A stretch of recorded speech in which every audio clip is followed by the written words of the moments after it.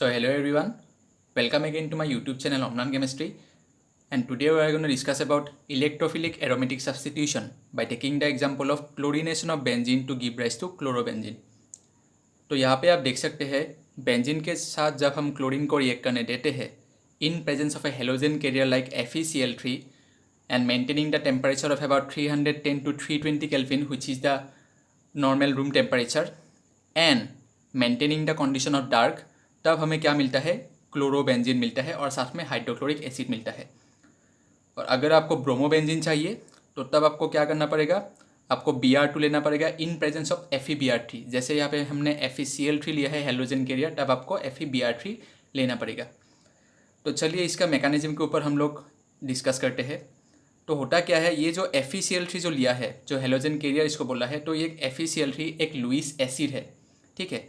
तो Lewis acid क्या कर सकता है, वो इलेक्ट्रॉन एक्सेप्ट कर सकता है, बेस क्या कर सकता है, वो इलेक्ट्रॉन डोनेट कर सकता है।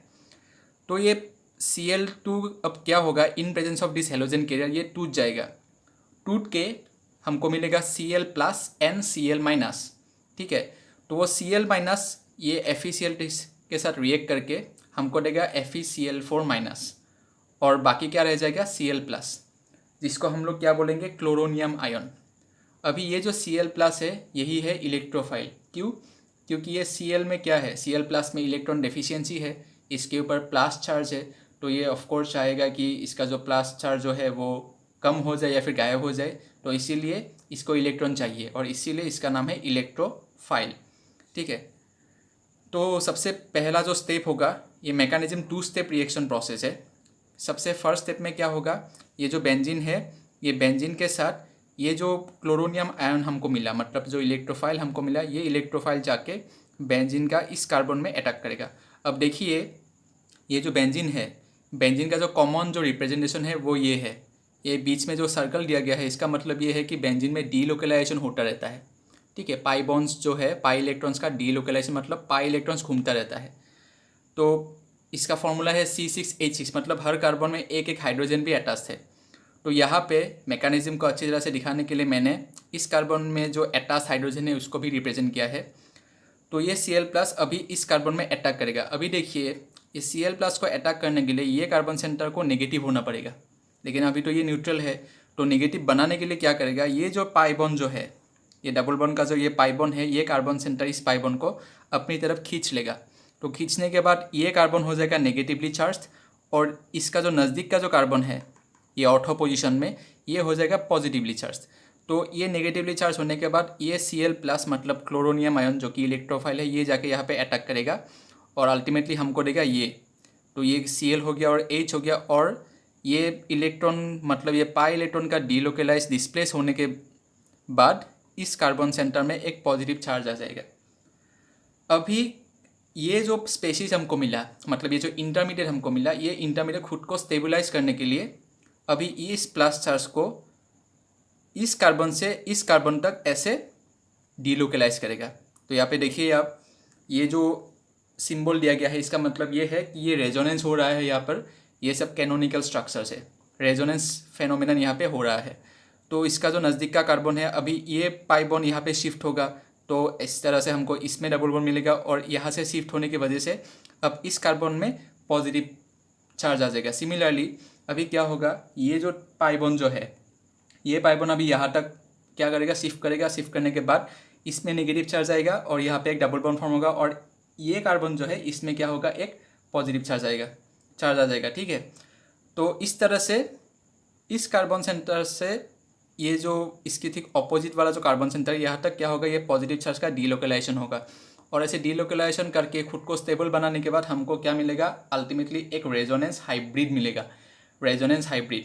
तो यहाँ पे आप देख सकते हैं कि पॉजिटिव चार्ज को सेंटर में दिया गया है, और ये डॉट डॉट डॉट का मीनिंग है कि इस कार्बन से इस कार्बन तक ये जो पॉजिटिव जो सेंटर है, मतलब पॉजिटिव जो चार्ज है, वो डीलोकलाइज होता रहेगा खुद को स्टेबलाइज करने के लिए, और ये एक कार्बोकैटायन है क्योंकि यहाँ पे पॉजिटिव चार्ज है, ठीक है। तो ये हो गया आपका पहला स्टेप। पहला स्टेप का रिजल्ट क्या होगा, पहला स्टेप में हमको एक रेजोनेंस हाइब्रिड मिलेगा, और ये जो स्टेप है ये स्लो स्टेप है। और मैंने आपको जब SN1 रिएक्शन समझाया था मेरा लास्ट यूट्यूब वीडियो में, अगर आपने वो नहीं देखा है तो उसका लिंक मैं डिस्क्रिप्शन बॉक्स में दे दिया है, आप लोग देख सकते हैं। तो जो स्लोएस्ट स्टेप जो है रिएक्शन प्रोसेस में वही रेट डिटरमाइनिंग स्टेप है, वही इस रिएक्शन का रेट को क्या करता है, डिटरमाइन करता है। तो सिमिलरली इस मैकेनिज्म का जो फर्स्ट स्टेप है वो स्लोएस्ट स्टेप है, और यही इस रिएक्शन का मैकेनिज्म को, मतलब इसका जो काइनेटिक्स है, इसका जो रेट है, इसको डिटरमाइन करेगा। दूसरा स्टेप में क्या होता है, ये जो रेजोनेंस हाइब्रिड हमको जो मिला, जो इंटरमीडिएट रेजोनेंस हाइब्रिड जो मिला, स्टेबलाइज मतलब डीलोकलाइज करने के बाद रेजोनेंस करके, अब ये क्या करेगा, ये जो FeCl4 मिला था, ये हेलोजन कैरियर के साथ क्लोरीन का रिएक्ट करने के बाद वो अभी ये सेंटर के साथ, मतलब ये रेजोनेंस हाइब्रिड के साथ रिएक्ट करेगा। तो रिएक्ट करने के बाद क्या होगा, ये जो FeCl4 माइनस जो है, तो यहाँ से एक क्या होगा, Cl माइनस यहाँ से निकल के आ जाएगा। ठीक है, Cl माइनस निकल के आ जाएगा। Cl माइनस निकल के आ जाने के बाद यहाँ पे क्या रहेगा, FeCl3। ठीक है, जो ओरिजिनल हेलोजन कैरियर हमने लिया था वो हमको मिल जाएगा।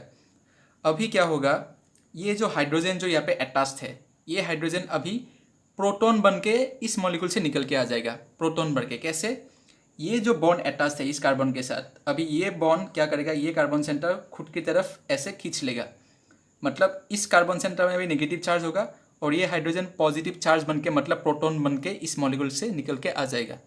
तो ये नेगेटिवली चार्ज होने के बाद, सिंस ये जो रेजोनेंस हाइब्रिड हमको मिला था फर्स्ट स्टेप में, इसमें पॉजिटिव चार्ज है, ऐसे डीलोकलाइज हो रहा है, तो ये नेगेटिव चार्ज आने के बाद ये मॉलिक्यूल स्टेबल करके खुद को हमको जो अल्टीमेट प्रोडक्ट है, मतलब क्लोरोबेंजीन, वो दे देगा।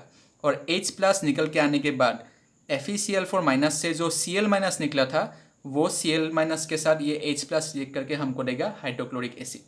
ठीक है, तो इसी तरह से ये जो बेंजीन है, ये बेंजीन के साथ Cl2 को रिएक्ट करने के बाद हमको क्या मिलेगा, क्लोरोबेंजीन मिलेगा। और अगर आप लोगों को ब्रोमोबेंजीन चाहिए तो इसके लिए हमको ब्रोमीन लेना पड़ेगा, और तब क्या लेना पड़ेगा, ये जो हेलोजन कैरियर जो है, इंस्टीड ऑफ FeCl3 हमको लेना पड़ेगा FeBr3। अब देखिए यहाँ पे मैंने लिखा है डार्क कंडीशन। ये डार्क कंडीशन मेंटेन रखना बहुत ज़रूरी है, क्योंकि अगर आपने डार्क कंडीशन मेंटेन नहीं रखा और ये रिएक्शन को आपने सनलाइट के प्रेजेंस में अपने इसको किया, तब क्या होगा, ये जो Cl2 है, ये Cl2 का फ्री रेडिकल मैकेनिज्म के जरिए इसका ब्रेक होगा। ठीक है, इसको हम लोग होमोलाइटिक बॉन्ड क्लीवेज ही बोलते हैं। और यहाँ पे जो हमको क्लोरोनियम आयन मिला है ना, ये डार्क में करने के बाद, वो आपको नहीं मिलेगा, और इंस्टेड आपको मिलेगा Cl फ्री रेडिकल। और आपका जो अल्टीमेट प्रोडक्ट होगा वो आपको क्लोरोबेंजीन नहीं मिलेगा, वो आपको क्या मिलेगा, फ्री रेडिकल मैकेनिज्म के जरिए जो प्रोडक्ट मिलता है वो मिलेगा। तो इसीलिए इलेक्ट्रोफिलिक एरोमेटिक सब्स्टिट्यूशन, मतलब इलेक्ट्रोफिलिक सब्स्टिट्यूशन करने के लिए आपको ये सब कंडीशन को सेटिस्फाई करने के अलावा भी आपको ये डार्क कंडीशन मेंटेन रखना होगा, तभी आपको ये क्लोरोनियम आयन मिलेगा, और इवेंचुअली आपको ये जो प्रोडक्ट चाहिए आइदर क्लोरोबेंजीन और ब्रोमोबेंजीन मिलेगा। अगर आपने ये डार्क कंडीशन मेंटेन नहीं रखा तो आपका जो Cl2 है वो होमोलाइटिक बॉन्ड क्लीवेज होके, मतलब एकदम समान अंतर से ये क्लोरीन क्या मॉलिक्यूल क्या होगा, बीच में टूट जाएगा और दो हमको क्लोरीन फ्री रेडिकल देगा, और अल्टीमेटली हमको फ्री रेडिकल प्रोडक्ट मिलेगा, और ये क्लोरोबेंजीन या फिर ब्रोमोबेंजीन आपको नहीं मिलेगा। ठीक है, सो यही था इलेक्ट्रोफिलिक एरोमेटिक सब्स्टिट्यूशन का ब्रीफ इंपॉर्टेंट कॉन्सेप्ट और इसका मैकेनिज्म। तो अगर आपको ये वीडियो अच्छा लगा हो तो please like it, share it and subscribe my YouTube channel Omlan chemistry and get regular update of various interesting and difficult chemistry topics in a very lucid manner. So आज के लिए इतना ही, थैंक यू।